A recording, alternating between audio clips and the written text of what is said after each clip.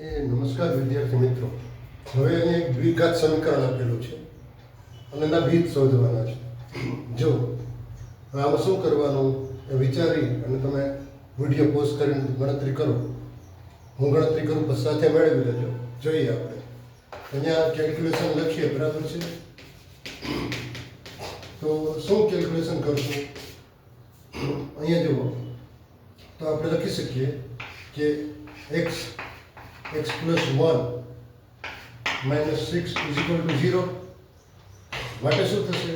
x ને અંદર ગુણી નાખો. x square plus x minus 6 is equal to 0.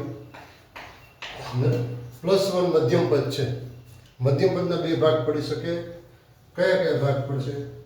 તો આપણે x square plus 3x minus 2x, 3x plus 3x minus 2x plus x રહેશે, બરાબર?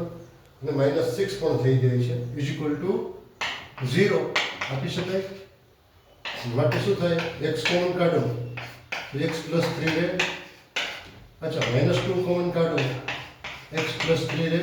પાછું મેળવી દેવાનું, x નો વર્ગ થઈ જાય, 3x થઈ જાય, માઇનસ 2x થાય, plus minus minus 6 is equal to 0. હવે શું કરશું? તો કે એક કોમન કાઢો, અહીંથી અહીં સુધીમાં જુઓ તો x પ્લસ 3 કોમન નીકળાયો છે.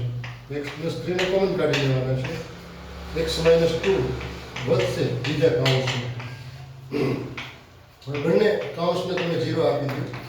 x plus 3 is equal to 0 or x minus 2 is equal to 0. x માટેની બે કિંમત મળી તમને. x is equal to minus 3 અને x ઇઝ ઇક્વલ ટુ 2. यानी alpha is equal to -3 x शून्य અને બીટા ઇज ઇક્વલ ટુ 2. બરાબર છે?